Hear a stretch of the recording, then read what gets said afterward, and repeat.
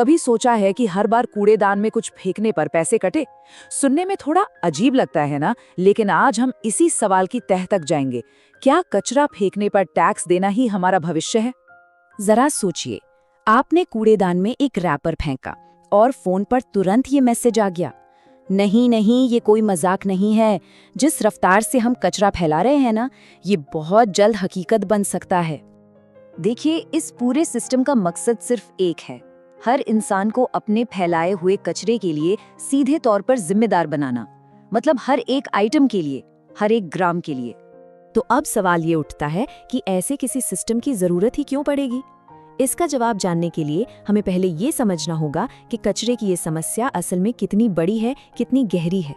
2 अरब ton, जी हाँ, इतना कचरा हम सब मिलकर हर साल पैदा कर रहे हैं। और अंदाजा ये है कि अगले 30 सालों में ये आंकड़ा 2 गुना हो जाएगा। ये सिर्फ एक चुनौती नहीं है, ये एक सुनामी है जिससे हमें निपटना ही होगा। और पता है, ये कचरा सिर्फ जमीन तक ही नहीं रहता, ये हमारी नदियों को जहरीला बना रहा है, ये हमारी हवा में घुल रहा है और अब तो माइक्रोप्लास्टिक के रूप में हमारे खून तक पहुंच चुका है। अब इतनी बड़ी प्रॉब्लम है तो जाहिर है सॉल्यूशन भी स्मार्ट ही चाहिए होगा। और यहीं से एक ऑटोमेटेड टैक्स सिस्टम का आइडिया सामने आता है, जो पूरी तरह टेक्नोलॉजी की मदद से काम करेगा। तो ये काम कैसे करेगा? देखिए, ये पूरा सिस्टम ऑटोमेटेड होगा। जैसे ही कोई क्यूआर कोड वाला आइटम फेंका जाएगा, स्मार्ट बिन उसे स्कैन करेगा, उसका वजन, उसका मटेरियल सब कुछ रिकॉर्ड करेगा और बस डिजिटल वॉलेट से तुरंत टैक्स कट जाएगा।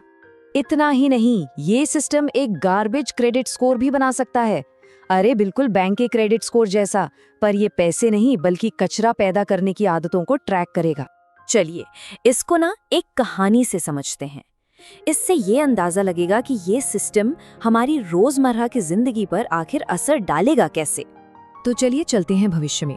साल है 2055 और जगह है नागपुर की एक जानी पहचानी कॉलोनी, त्रिमूर्ति नगर।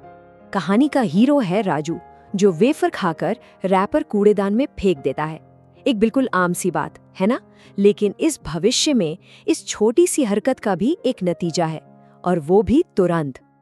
और पलक झपकते ही राजू के फोन पर मैसेज आता है, 7 रुपए कट गए। मतलब उसकी एक छोटी सी लापरवाही का सीधा असर उसकी जेब पर पड़ गया। इसी को कहते हैं तत्काल जवाबदेही।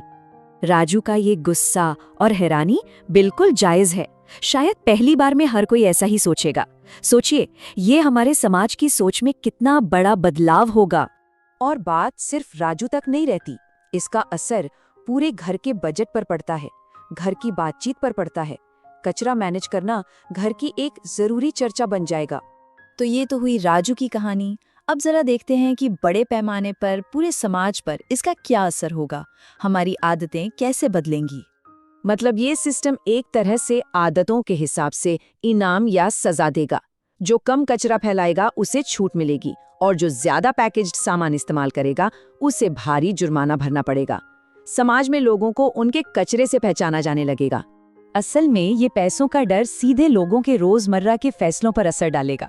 भाई, जब हर रैपर और हर बोतल की कीमत चुकानी पड़ेगी, तो लोगों की खरीदने की, इस्तेमाल करने की आदतें तो बदलेंगी ही। आखिर में ये सब बातें हमें एक चौराहे पर लाके खड़ा कर देती हैं। हमारे पास 2 रास्ते हैं, और हमारी आज की पसंद ही ये तय करेगी कि हमारा कल कैसा होगा। एक तरफ वो रास्ता है जो हमें स्मार्ट, जीरो वेस्ट शहरों की ओर ले जाता है, और दूसरी तरफ वो रास्ता है जो हमें एक ऐसे भविष्य की ओर धकेलता है जहां शहर कचरे के ढेर में बदल चुके हैं और इंसान जहर में जी रहा है। शायद इस टैक्स को देखने का सही नजरिया यही है। इसे एक सजा के तौर पर नहीं, बल्कि एक रिमाइंडर, एक याद दिलाने वाले सिस्टम के तौर पर देखना चाहिए। और यही वो आखिरी सवाल है जो हमें सोचना है। क्या वाकई हमें ऐसे किसी कठोर कदम की जरूरत है, सिर्फ ये याद दिलाने के लिए, जो हम शायद भूल चुके हैं, कि ये ग्रह हमारा नहीं है, बल्कि हम इस ग्रह के हैं।